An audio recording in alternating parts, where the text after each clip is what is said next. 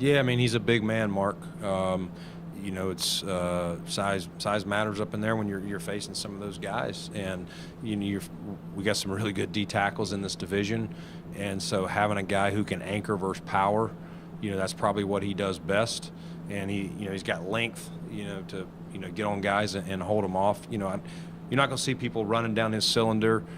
I thought you saw, you know, sometimes you go from a lower level to SEC, which is, as we know, probably the highest level, you know, in college football, and it wasn't too big for him.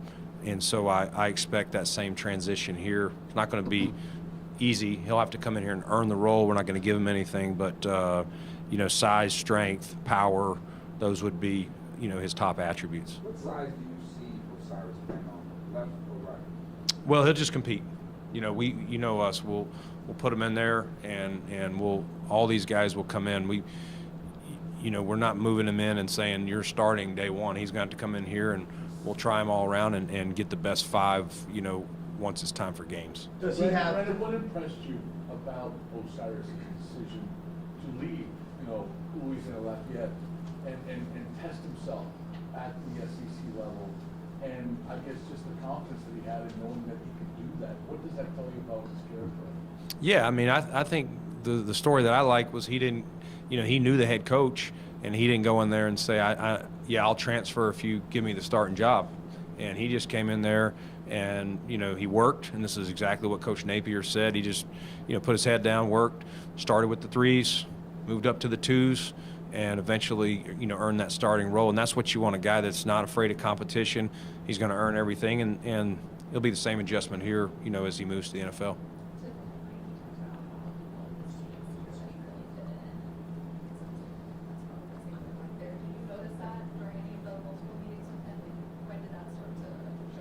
Yeah, you know, we enjoyed, you know, most all of our visits, but some of them stand out, and I would say just it felt natural for him and for us. I know that, you know, I always follow up with the people that, you know, deal with him besides me, and I know the coaches really enjoyed him and thought he's going to come in here, this is how we would use him, this is what we would do, these are the type of run game things we would do with him, this is how he'll anchor and pass. You know, it meshed well. You know, he really, you know, I know when we called him tonight, he was excited to, you know, Buffalo sounds like was one of the places he was hoping to get selected. So you always like that when they're excited that, you know, that just chose him. You mentioned that he could play tackle, but do you see him with any flexibility, O'Cyrus? I think we'll start him at guard. You know, if he proves and wants to do that he can go out there. But right now I would see his best chance, you know, to help us would probably be inside. Brandon, talking to O'Cyrus at the Combine, one of the things that he mentioned was blocking for a mobile quarterback in Anthony Richardson at Florida, and how he thought that was going to help him translate to the NFL. Is that something, is that part of the equation when you look at a guy like that, and Josh Allen obviously being mobile? Yeah, I mean, we definitely looked at him in that offense. We went back and watched him at Louisiana also, and it's a plus. He's been around it. He knows that, you know, the ball's not necessarily coming out as soon as the quarterback's back foot, you know, it hits his back step, that, you know, you got to stay on your guys, you got to keep blocking, and obviously they did that at Florida, and we know Josh, you know, loves to extend plays, and so the same thing will definitely be asked here.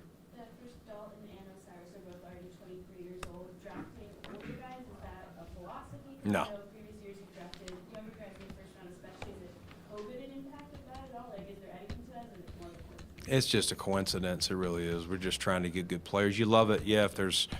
If they're 21 and you're going, man, this guy's got great upside, and they haven't hit a ceiling. But I think this guy, he's played 1 year of major college football. I think there's more with him, and I think, you know, we can get his, you know, his body weight, you know, even better with, you know, adding more muscle mass to make him more athletic and more powerful. Brandon, looking at next tomorrow, as things stand right now, you guys only have 2 more picks. If you were to, you know, maybe try to make a move to maybe get some more draft capital, is that something that you guys look at like tonight or like first thing tomorrow morning? Like, when do those conversations possibly start about maybe trying to find a partner to make a move to get more picks? Yeah, I mean, and we had opportunities tonight with both picks, but it just, you know, where we were going to have to go to. With the first one with O'Cyrus, we didn't even consider it. This one, as it was getting close, we had, several teams that were interested in the pick, but all of them were going to have to drop too far, and we just felt, our board could get cleaned out to where we'd be picking too low for giving up a player of Dorian's, caliber. But as far as tomorrow, we don't have to, we don't have a fourth. I would have loved to have gotten one, but at the same time, I don't want to give up a good player just to say, oh, well, we added a pick. So we'll have to be patient in the fourth, and then, we'll see. We're early 5, so we'll see where that goes. If there's a player there we really feels the value, we'll do it. If not, we'll see if we can add something later in the 5th, 6th, or even the 7th. Brandon, as far as, I know you said you're following the board, but you could, I mean, in terms of maneuvering or whatever could have been done, from a defensive standpoint, did you go into this draft feeling, hey, look, if the board takes us to offense the way it did, other than just shrugging and say that's how it was, is there a part of you that says, hey, this defense, even with some struggles and so forth, can find its way with what you have? Like, is that a thought, a philosophy on your part, on the collective part of the team? Yeah, I mean, we're definitely, Vic, I get your question. We're definitely looking. We got guys on defense that were like, hey, if they're there at the right value. I think, with the first 2 picks, it was clearly the offensive guy, was clearly the best player. And so you really didn't even look there. This time the defensive player was, and I think we'll see. But, we feel very good. We did have some injuries in various spots, and, we feel some guys, will play even better this year, another year in the system, another year in the NFL, just continuing to mature, especially some of the guys up front where we drafted some, some younger players, and they know we're counting on more consistency and more from them. So we're excited about that. But, we do have a couple more picks, and if there's a defensive guy that we think makes sense to add to the group, we wouldn't hesitate to do it. How much are you really making a point of emphasis on making this again one of the most competitive rosters that you have to put together? Yeah, I mean, that's the key. We're trying to find competition. You'd love to just sit there and say I'm drafting starters, but that's not realistic, especially in certain spots where you've got, we just drafted a linebacker, and we got Matt Milano, who's one of the best in the game. So you're not necessarily saying he's going to plug in and start outside backer, but you just draft good football players. Things happen, injuries happen. You never know. It's hard to predict. Like I said, I know in Carolina one year we had just paid a center, in a guy named Justin Hartwig, and we had Ryan Khalil, high in the 2nd round or bottom of 1st, somewhere up there, and he was sticking out. And you're trying to find somewhere else. We just paid this center, but ultimately take a good football player, and he was good enough that we moved on from the guy we paid, and he became an all-pro. So that story's always stuck with me, and there's been other ones, but that one was a clear one of take good football players, don't worry about who's starting right now. Injuries, other things happen, contracts get in the way, and it'll all kind of settle itself. You spent a lot of time with O'Cyrus talking about, his coaches, the Senior Bowl. How much did it help having a year of games, like getting to know you preparing player, to then go into this scouting cycle and say, okay, this is what we're getting, and this is what we're specifically. Yeah, that's a good question, Matt. I think last year we were definitely getting to know Chrome and what he was looking for. It was Dorsey's first year. What tweaks did he want to make from an offensive system, whether it's pass protection, run game stuff, whether you're doing outside zone, mid zone, gap scheme, how do you want to, kind of mix your offense up? Definitely a good feel, and Chrome understanding how we see players too. So I felt even going back to free agency with McGovern, that was one where scouting and coaching were in sync with what we need. Last year we were definitely trying to figure that out, and so O'Cyrus was a guy, like I was telling Catherine earlier, that we felt was a good mix throughout, and especially when he came on his 30 visit, it was just like, man, this guy could really fit here in Buffalo. Brandon, to go back to Chris' question, and I know how the board felt the way it felt for you when you wound up getting a tight end and a guy who was big and can protect Josh.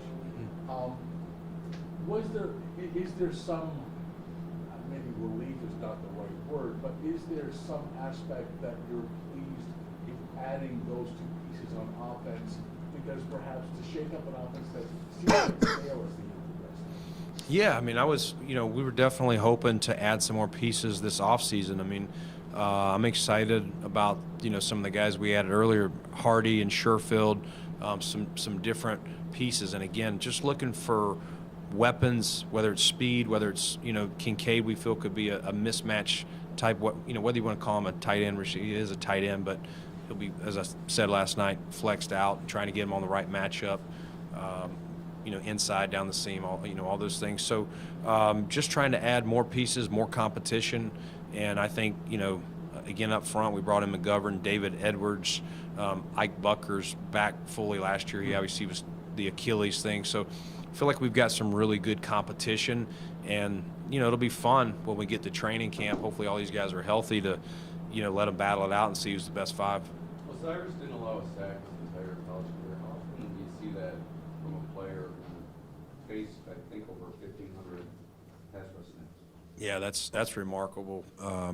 Just from a focus standpoint, we'll watch really good players that you see get drafted at the top, but sometimes they get bored or they lose focus. Like nobody can beat you. So, I'm not sure there's very many people that have that on their resume. So that speaks to his desire to be great every single play, no matter whether you're playing, Alabama or you're playing, the Sisters of the Poor. I know.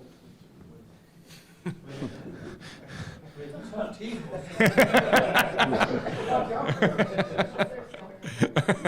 I'll get it to you offline. With Torrance and McGovern, you draft him, you sign McGovern. With Bates, I know like over the course of his time with you guys, you've had him in all 5 spots. Yeah. Is maybe some time at tackle at some point out of the realm of possibility for him, or do you see him solely in career here, like because he's played there majority? Yeah, I mean, I think first and foremost there, but we know, we've always said Bates could go get us out of a game at tackle. I think we'll still rotate him, at the guards and then backing up Mitch at center. But I have no doubt that he could go out there and get us out of a game at tackle. I don't know if we would, have him doing a lot of that, but maybe enough just to make sure he's ready, from a game day relief standpoint if injury struck. Brandon, any particular positions stick out where there's still value heading into today's group, whether it's on the offense or defense? Yeah, I mean, I think there's, there was a little bit of run on receivers, but there's always so many receivers. I think there, some of those guys, again, we're going to have to wait a while to, at least it's early 5, but we're going to have to, get through that 4th round. So, we'll see. That's probably the position that I remember had the most. Maybe some corners. There was starting to be a little bit of run there, but I feel like we still had some DBs on the board. How much experience of not having that 4th round pick makes you a little bit at ease now going into the meat and potato round? It kills me. I hate not having a pick, but again, I slept better knowing that we were able to get Kincaid last night. So in the end, it was worth it. Pertaining to Elena's question about the players being a little bit older and having COVID and extra years and all this, kids are coming out a little bit. Yeah. These young men are coming out a little bit older potentially. How much do you weigh that in the factoring of arc? Or you've seen more tape on them, you get a little more tape that they stick around longer, but they're a year older. How do you reconcile that? Yeah, I mean, I think we still consider what is their ceiling, and we talk about that.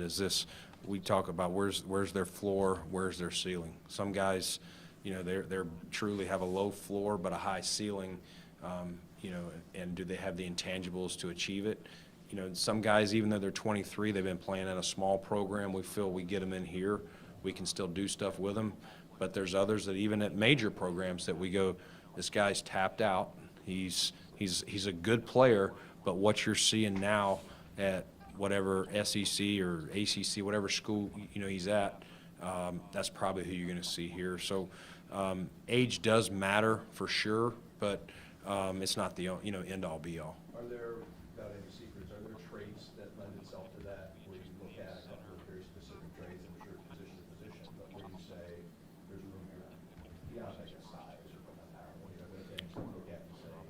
Yeah, you look at, you know, what's their explosiveness, and you look at, like, guys being able to bend and things that the program they've been in, you know, all those things. We look at some of the things that they get tested for at the combine, some of those guys that go and you know, we do certain tests with them, the guys that come in for the 30 visits, and, you know, we talk with our staff on, that's one of the things before the draft of, you know, hey, I don't know that we can do a lot with this person, and some of it's injury related. Like, you know, this guy's got a degenerative knee, and it's always going to kind of hold him back. Yes, he's a great athlete, but this is going to be a little bit of an issue. You ever have a day a Saturday with only 2 picks? I don't know. I wish you guys would find me another one before I get here tomorrow. But no, I don't know. Like I said, it was hard. Free time. What's that? What do you do with that free time? Just, you know, sit there and get annoyed when guys I like come off the board.